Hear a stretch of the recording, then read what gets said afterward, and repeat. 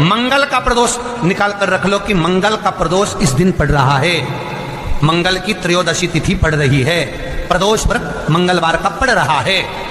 और जिन लड़का लड़की को मंगल होते हैं, जिन कन्या और वर को मंगल होते हैं, केवल शंकर भगवान के मंदिर में जाकर चौमुखी दिया, 4 बत्ती का दिया आटे का, उसमें घी डालकर लड़की शंकर भगवान के मंदिर में मात्र 7 बार शंकर पे से उतार कर 3 बार स्वतः उतार कर शिव के मंदिर में रख देती है, उसका मंगल आड़े आता ही नहीं है, मंगल नहीं आता सामने। मंगल प्रदोष व्रत का इतना महत्व है महाराज। श्री शिवाय नमस्तुभ्यं। मंगलवार की प्रदोष रोग से मुक्ति देते हैं। किसी कारणवश कोई कार्य ऐसा हो गया हो कि आप बहुत मेहनत कर रहे हो, सफलता नहीं मिल रही हो, लक्ष्मी प्रवेश नहीं कर रही हो, तो महाराज बेल का जो फल होता है, उस फल के अंदर का जो गुर्दा होता है, बेल के फल का अंदर का जो भाग होता है गुर्दा, उसको लेकर घर पर आओ और सुखा लो। सुखाने के बाद उसको जलाओ, जलाकर उसकी भस्म तैयार, उस भस्म को अच्छा बढ़िया पीस लो, पीस कर कपड़े से छान लो महाराज। उसको छान कर जब आप शंकर भगवान का पूजन करने के लिए शिव मंदिर में जाएं महाराज, किसी भी 5 प्रदोष या 5 सोमवार या सोमवार की अष्टमी पड़ जाए उस दिन थोड़ी सी भस्म लेकर जब जाएं घर से, उसमें से थोड़ी सी भस्म बेलपत्री के पेड़ के नीचे श्री कुंदकेश्वर महादेव का नाम लेकर चढ़ा दे। क्या नाम लेना है? कुंदकेश्वर। उसी में से थोड़ी सी भस्म जो बेलपत्री के वृक्ष के नीचे आपने चढ़ाई या बेलपत्री के वृक्ष की जड़ में चढ़ाई, उसको लेकर आओ और वही वृक्ष माता पार्वती का नाम लेकर भगवान शंकर के ऊपर चढ़ा दो और अपनी मनोकामना कर 1 लोटा पानी शिव पर समर्पित कर दो। चुटकी भर बस, ज्यादा नहीं, मात्र चुटकी। 5 प्रदोष भी पूरे नहीं होंगे और बाबा चाहेगा कि आपका जो लक्ष्मी रुकी हुई है या व्यापार नहीं चल रहा या कार्य नहीं हो रहा, तो बाबा उसको 1 प्रदोष 2 प्रदोष करोगे, 3रे प्रदोष में तो बाबा धक्का लगा ही देगा। शंकर भगवान को भस्म अति प्रिय। बेलपत्री किसका प्रतीक है? माता पार्वती। जब मां जगत जननी जगदम्बा नवरात्र में दर्शन किया होगा, माता का जहां यज्ञ होता है, सप्तसती से यज्ञ हो चाहे मां अम्बे जगदम्बा का जो यज्ञ होता है, उसमें बेले के फल की भी आहुति लगती है। उस भस्म की बड़ी प्रबलता, बेल का जो गुर्दा होता है, उस गुर्दे की जो भस्म तैयार कर जाती है, उसका बड़ा महत्व। बड़ा हम तो यहां तक कहेंगे देसी गाय का घी हो। कौन सी गाय का? देसी हो, जर्सी नहीं, देसी गाय का घी हो।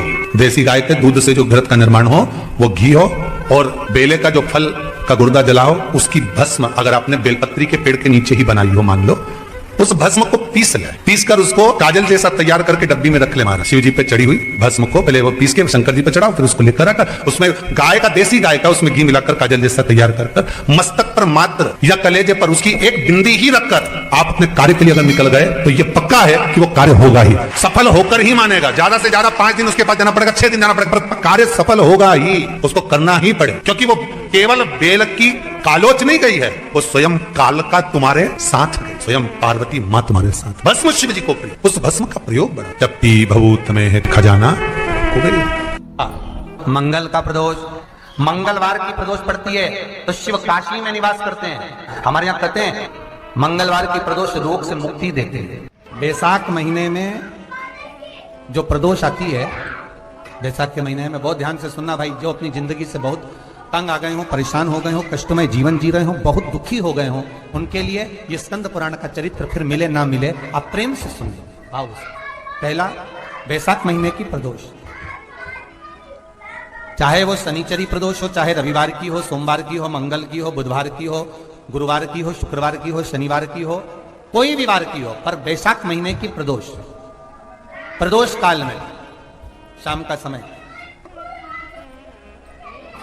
सूर्य डूब रहा हो, बस डूबा ही हो, और उस समय पर सूर्य के डूबन के तुरंत बाद बाबा को धतूरे के साथ में बेलपत्री ना चढ़ाते हुए बेलपत्री के वृक्ष के 7 कांटे बाबा के शिवलिंग पर समर्पित करे जाते हैं महाराज, अपनी जिंदगी में अड़चनों को हटाने के लिए। फिर आप जिस व्यापार में उतरे, जिस व्यवसाय में उतरे, जिस नौकरी में उतरे, आप दिल से करें, आपको तरक्की मिलेगी, आप हार नहीं सकते, नीचे नहीं आ सकते, उन्नति पर ही चढ़ेगी। एक वैशाख मास की शिव जी को अगर अनार का पुष्प समर्पित करा जाता है तो संपदा की कमी नहीं होती, कभी वैभव की कमी नहीं होती। केवल 2 महीना ऐसा होता है, एक होता है वैशाख का महीना, एक होता है ज्येष्ठ का महीना। ये 2 महीने में कभी भी कोई सी भी 2 प्रदोष, किसी भी 2 प्रदोष को ले लो, और उसमें अनार का फूल, जो अनार का फल लगता है उसमें फूल भी लगता है, अनार का यदि पुष्प, एक ही पुष्प यदि शंकर के शिवलिंग को समर्पित करा जाए,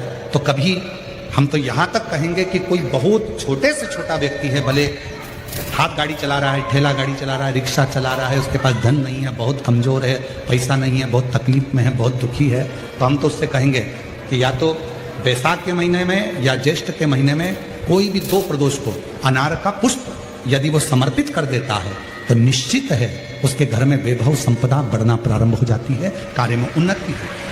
पूरे वर्ष में मंगल का प्रदोष निकाल कर रख लो कि मंगल का प्रदोष इस दिन पड़ रहा है, मंगल की त्रयोदशी तिथि पड़ रही है, प्रदोष व्रत मंगलवार का पड़ रहा है।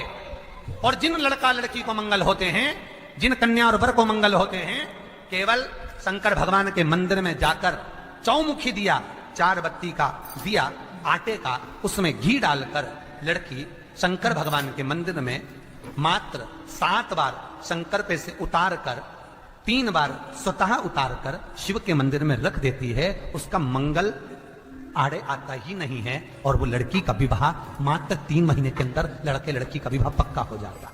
मंगल नहीं आता सामने। मंगल प्रदोष व्रत का इतना महत्व है महाराज। तेरी कथा में 2 दीप का वर्णन किया, आज फिर कथा में 2 दीप का वर्णन किया। कितना भी दुख है, संपदा नहीं है, बहुत कष्ट का जीवन चल रहा है, बहुत तकलीफ का जीवन चल रहा है, 2 जगह पर दीप लगाना चालू कर दो। प्रदोष काल में मतलब शाम का समय, सूरज ढलने का जब समय हो उस समय 1 दीप बेलपत्र के वृक्ष के नीचे, दूसरा दीप भगवान शंकर के मंदिर पर। प्रदोष काल में जब ये 2 दीप लगना प्रारंभ हो जाते हैं तो भगवान अपने चारों हाथों से आपको संपदा देना प्रारंभ कर देते हैं। वो कुबरेश्वर महादेव बनकर धन वैभव देना प्रारंभ।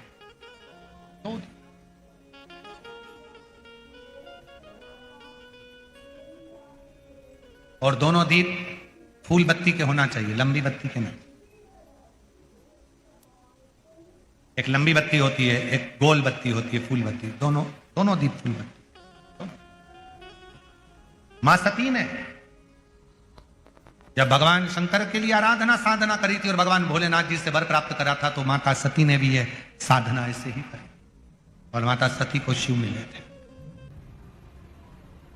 एक चंद्रमौलेश्वर महादेव का नाम लेकर एक चावल का दाना भी सुख देता। और मेरी जीजियां याद रखें, मेरी जीजियों से निवेदन है, कभी कभी ऐसा लगता है शरीर में अगर कोई गांठ पड़ जाती है, बच्चादानी में गांठ आ गई, चेस्ट में गांठ आ गई, शरीर के कोई अंग में गांठ आ गई, घबराना नहीं है, डॉक्टर का इलाज करवाओ, दवाइयां लो, साथ में एक नियम बनाओ, प्रदोष काल में 2 दीपक शिव जी के मंदिर में लगाओ और 1 चावल का दाना शंकर भगवान पे चढ़ाना प्रारंभ करो। वही चावल के दाने को वापिस उठाओ। अगर प्रदोष का व्रत नहीं है तो उसी दिन खाओ, और अगर व्रत है तो दूसरे दिन उस चावल के दाने को जरूर खाओ। धीरे धीरे वो गठान जो शरीर के अंदर है वो गलना प्रारंभ हो जाती है। थोड़ा दिन करोगे आपको उसका फल प्राप्त होना प्रारंभ होगा। 1 चावल का दाना भी चंद्र का प्रतीक है, चंद्र का। सभी लोग साथ में बोलेंगे, बोल चंद्रशेखर महादेव की। 1 चावल का दाना चंद्र का।